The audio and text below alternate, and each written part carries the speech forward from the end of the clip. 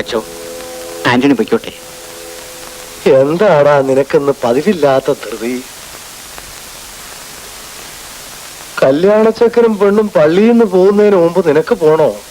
എന്റെ മോള് മേരിക്കുട്ടി പരീക്ഷ കഴിഞ്ഞ് നേരത്തെ അയച്ചിട്ടുണ്ട്. ചിലപ്പോ അവള് അടുത്ത ട്രെയിൻ വന്നേക്കും. ആഹാ, നീ എന്താ എന്നെ ഓർമ്മിപ്പിക്കാഞ്ഞ്? ഒരു വലിയ കല്യാണ ചടങ്ങ് നടക്കുന്നതിനിടയ്ക്ക് ഞാൻ എന്റെ മോള് വരുന്ന കാര്യം പറയുമ്പോ അത് മറ്റുള്ളവർക്ക് ശല്യമാവില്ല അച്ചോ? ആർക്ക് ശല്യം തോന്നാനാടാ? നിനക്ക് ഈ ലോകത്ത് ഏറ്റവും വലുത് നിന്റെ മോളാണെന്ന കാര്യം എല്ലാവർക്കും അറിയാവുന്നതല്ലേ. ആ, നീ ഇപ്പൊ തന്നെ പൊയ്ക്കോ. ആ, പിന്നെ മേരിക്കുട്ടിയോട് എന്റെ അന്വേഷണം പറയണം. വന്നാൽ ഉടനെ ഞാൻ അവളെ ഇങ്ങോട്ട് കൂട്ടിക്കൊണ്ടുവരാൻ വെച്ചോ. എല്ലാവരുടെയും കുട്ടികൾ ഓടിക്കളിച്ച് വളരുന്നത് അവരുടെ വീടുമുറ്റത്താണ്. എന്റെ മോള് വളർന്നത് ഈ പള്ളിമുറ്റത്താണ്. അത് ഞാനും എന്റെ മോളും മറക്കില്ല അച്ചോ.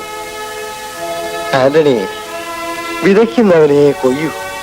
നീ കഷ്ടപ്പെട്ടതിന്റെ ഫലമാണ് നിന്റെ മോളിന്ന് മിടുക്കിയായത്. എല്ലാ അച്ഛന്റെ അനുഗ്രഹം. ഞാൻ പോയിട്ട് വരാം അച്ഛൻ. ആ, പൊയ്ക്കോ പൊയ്ക്കോ.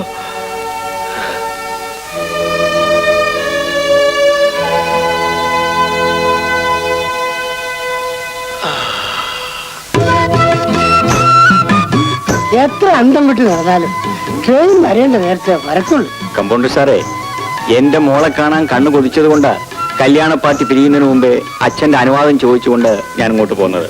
ആന്റണി, നിങ്ങളെ പാണ്ഡ്യച്ചന്റെ കയ്യിൽ ഒരുപാട് സ്റ്റോക്ക് മണിയുണ്ടല്ലേ?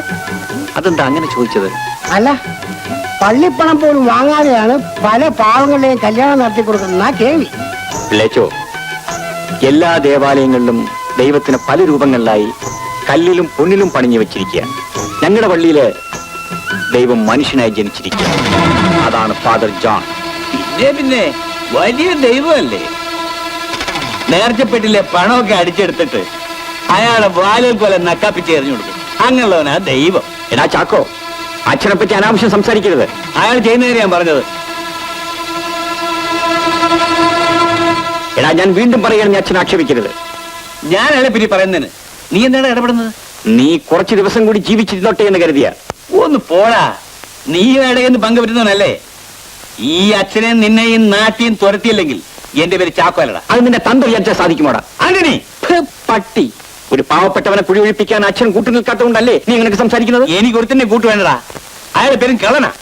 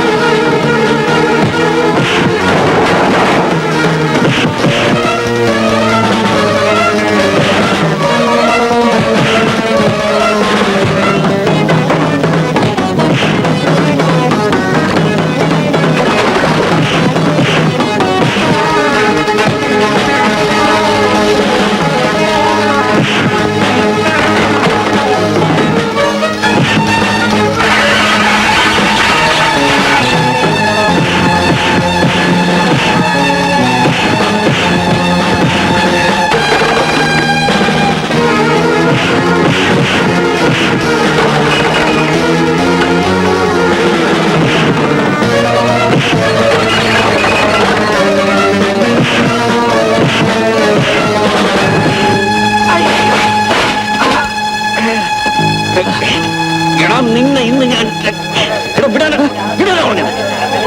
മോളാണ് അങ്ങോട്ട്. ഇവനെ വിടാനാ പറഞ്ഞത്. വിടല.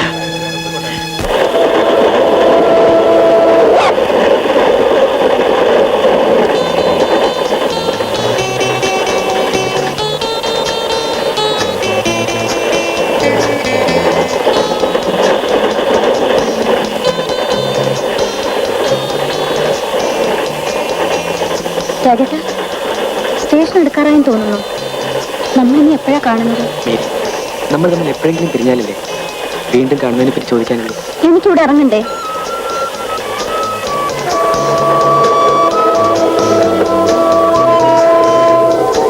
സ്റ്റേഷൻ എത്തി.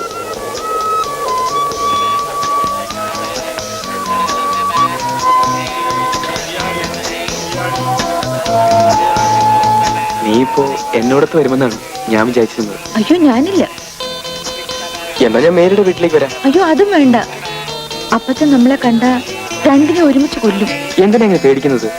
നിന്റെ അപ്പച്ചനെ ഞാൻ കാണും, മേരിയെ ഞാൻ സ്നേഹിക്കുന്നെന്നും എനിക്ക് കെട്ടിച്ചു തരണമെന്നും പറയും. അയ്യോ, അതൊക്കെ ഇനി ഒരിക്കലാവാം.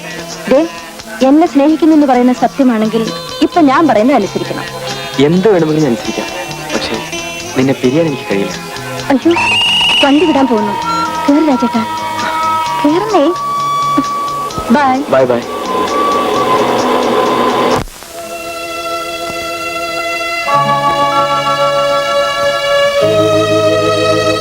ആന്റണി, നിന്റെ ചെറുപ്പത്തിലെ സ്വഭാവം നീ ഇനിയും വെച്ച് നടക്കരുത്.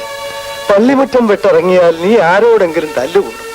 ഞാൻ പതിവായി സ്റ്റേഷനിൽ വന്ന് ജാമ്യത്തിൽ പറക്കും. ഞാൻ നിന്നെ ഒരു തിരുവിതമ്മാടിയാക്കിയെന്ന ഇന്നും അപരാധം കേൾക്കുന്നത്. അച്ഛോ, അച്ഛനെ പറ്റി അവൻ പറഞ്ഞ വാക്കിന് ആ റോഡിൽ തന്നെ ഞാൻ അവനെ കുടിച്ചു മൂടിയാൻ. എനിക്കൊന്നും കേൾക്കണ്ട. നീ നിന്റെ മകളെ വിളിച്ചുകൊണ്ടുവരാൻ റെയിൽവേ സ്റ്റേഷനിലേക്ക് പോയവനല്ലേ? പ്രായമായ ആ പെൺകൊച്ചിനെ ഓർത്തെങ്കിലും നീ ഒന്ന് നന്നായി കണ്ടാ മതിയായിരുന്നു. അച്ഛൻ എനിക്ക് മാപ്പ് തരണം. എന്നോടല്ല ചോദിക്കേണ്ടത്. ഇനിയെങ്കിലും തെറ്റ് ചെയ്യാതിരിക്കാനുള്ള ബുദ്ധി തരണമേ എന്ന് ദൈവത്തിന്റെ കാലത്തിൽ വീണപേക്ഷിക്കുന്നു. അച്ഛോ, അവിടെ നിന്നാണ് എന്റെ ദൈവം, അങ്ങാണ് എന്റെ വെളിച്ചം. എന്താ ഈ കാണിക്കുന്നത്?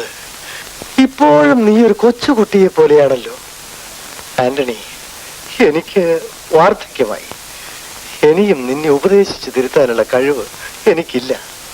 പക്ഷേ ഒന്ന് നീ ഓർക്കണം, എന്റെയും നിന്റെയും ഹൃദയത്തിലും നാം ആത്മാവ് അർപ്പിക്കുന്ന അൽത്താരയിലും നമ്മെ നിയന്ത്രിക്കുന്ന ദിവ്യമായ ഒരു ശക്തിയുണ്ട്. അതാണ് ഈ കുരിശ്.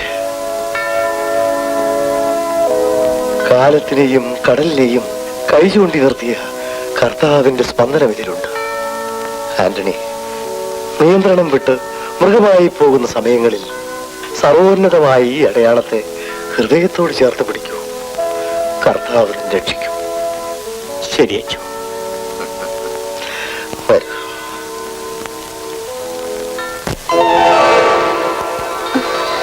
അപ്പച്ച, മോളെ മേരി, അപ്പച്ച, മോളെ. അപ്പച്ച സ്റ്റേഷൻ വരുമെന്ന് ഞാൻ വിചാരിച്ചു. അപ്പച്ചന് സ്റ്റേഷൻ മാറിപ്പോയി മോളെ. അതെന്താ? അതൊക്കെ പിന്നെ പറയാം. മോള് വാ. അപ്പച്ചൻ മോൾക്ക് വേണ്ടി എന്തൊക്കെയാണ് വാങ്ങി വെച്ചിരിക്കുന്നത് അറിയാമോ? ഇത് കണ്ടോ,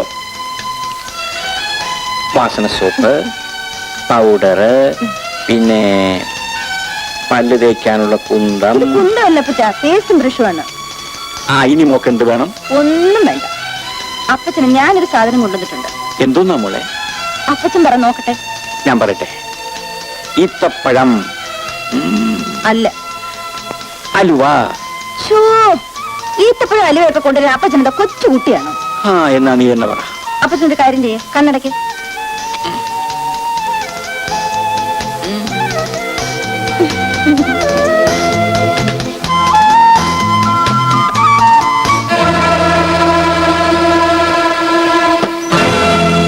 അയ്യോ, പെട്ടി മാറിപ്പോയല്ലോ. ഇനിയിപ്പോ എന്താ ചെയ്യാ? എന്താ മോളിത്തെ താമസം? ഒന്നുമില്ല അപ്പച്ച, ഞാൻ ഇപ്പൊ വരാം. എനിക്കിങ്ങനെ നിൽക്കാൻ പറ്റൂല. ഞാനിപ്പോ കണ്ണു തുറക്കും. ഇല്ല ഇല്ല, ഇപ്പൊ വരാം.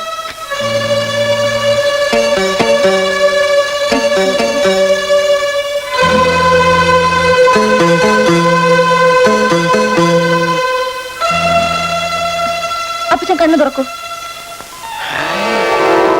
ഫോട്ടോ പിടിക്കണ മെഷീൻ. നല്ല ഭാരം. ഞാനിത് കഴുത്തി തൂക്കിക്കൊണ്ട് അങ്ങോട്ട് ചെല്ലുമ്പോ അച്ഛൻ ചോദിക്കും, എന്താടാ ആന്റണി, നീ ദുബായിന്നോ മറ്റോ വരികയാണോ? ആ മോളെ, നമുക്കിപ്പൊ തന്നെ പള്ളിയിലോട്ടൊന്ന് പോണം. അച്ഛൻ നിന്നെ കാണാൻ വേണ്ടി കാത്തിരിക്കുകയാണ്. എനിക്കും അച്ഛനൊന്ന് കാണണോ അപ്പച്ചൻ? കണ്ടാ പോരെ മോളെ, അച്ഛന്റെ അനുഗ്രഹവും വാങ്ങണം. നമുക്ക് ഈ കിടപ്പാടവും കഴിക്കാനുള്ള ആഹാരവും നിന്നെ പഠിപ്പിക്കാൻ ഞാൻ അയക്കുന്ന പണവും എല്ലാം തരുന്നത് ദൈവം പോലുള്ള ആ മനുഷ്യനല്ലേ? അതെ അപ്പച്ച, ഇപ്പൊ തന്നെ അച്ഛനെ ചെന്ന് കാണാം.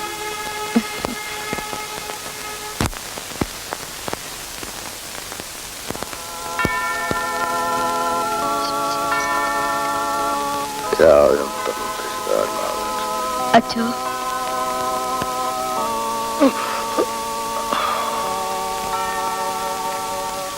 ഈശോമിശിഹായ്ക്ക് സ്തുതിയായിരിക്കട്ടെ.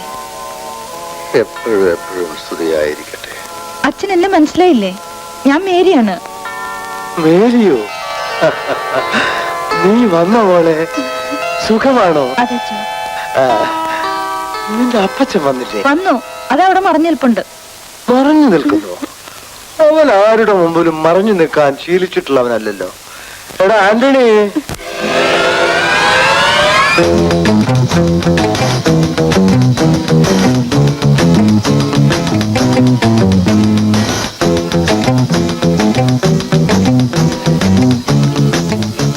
എന്തോന്നാണ് ആ കഴുത്തിൽ കെട്ടി തൂക്കിയിരിക്കുന്നത്?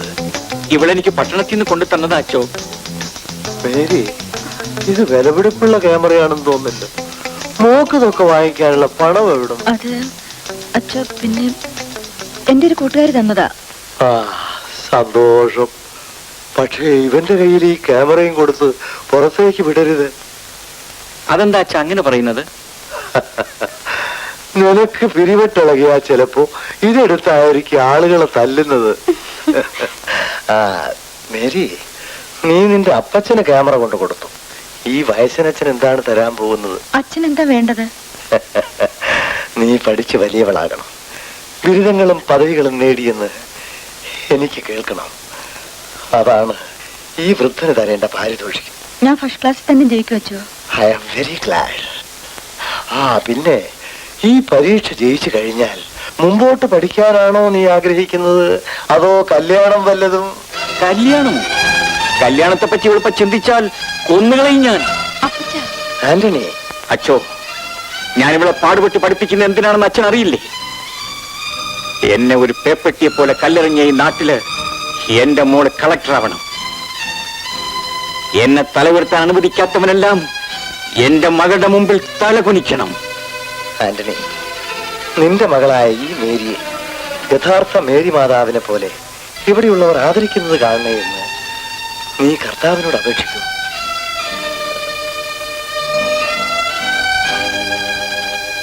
ആ ആന്റണി, നീ വരാൻ താമസിച്ചത് കാരണം മുറ്റത്തെ ചെടികൾക്കൊന്നും വെള്ളം ഒഴിക്കാൻ കഴിഞ്ഞില്ല. ക്ഷമിക്കണം അച്ചോ, ഇപ്പൊ ഞാൻ വെള്ളം കുരിയിക്കാം. ആ, ഇവിടെ പോലെയാണ് ആ ചെടികൾ ഓരോന്നിനെയും ഞാൻ നോക്കുന്നത്.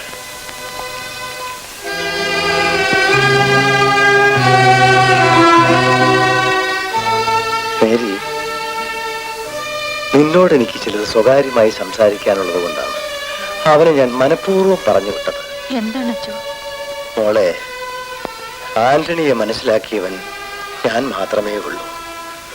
ഈ ലോകത്തുള്ള ഒരു സുഖങ്ങളും അറിയാതെയാണ് അവൻ ഇന്നോളം ജീവിച്ചത്.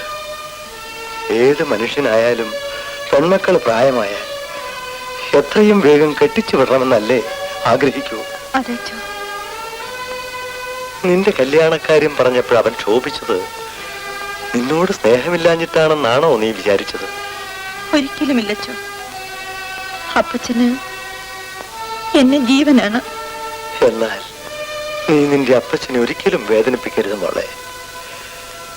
ആന്റണിക്ക് 10 വയസ്സുള്ളപ്പോഴാണ് അവന്റെ അപ്പൻ ഒരു കൊലക്കേസിൽ പ്രതിയായി ജയിലിൽ പോയത്. അതോടെ ആരോരുമില്ലാത്ത ആന്റണിയെ ഒരു കൊലപ്പുള്ളിയുടെ മകനായിട്ടേ നാട്ടുകാർ കണ്ടുള്ളൂ. ഒരു നേരത്തെ വിശപ്പിന് വകയില്ലാതെ അലഞ്ഞു തിരിയുമ്പോഴാണ് ഞാൻ അവനെ ഇവിടേക്ക് കൂട്ടിക്കൊണ്ടുവന്നത്. ഞാൻ അവനെ വളർത്തി. പക്ഷേ അവനോടൊപ്പം അവന്റെ മുരുടെ സ്വഭാവവും വളർന്നു. ആരോടും വഴക്കിടുന്ന ആന്റണിയെ തോൽപ്പിച്ചത് ഒരു പെണ്ണ് മാത്രമായിരുന്നു. ത്രേസ്യ, അവൾക്കും അവന്റെ സ്വഭാവമായിരുന്നു. 2 പേരുടെയും വിവാഹം നടത്തിവെച്ചത് ഞാനാണ്. ഒരു കൂട്ടിലെ കിളികളെ പോലെയാണ് അവർ കുടുംബജീവിതം ആരംഭിച്ചത്.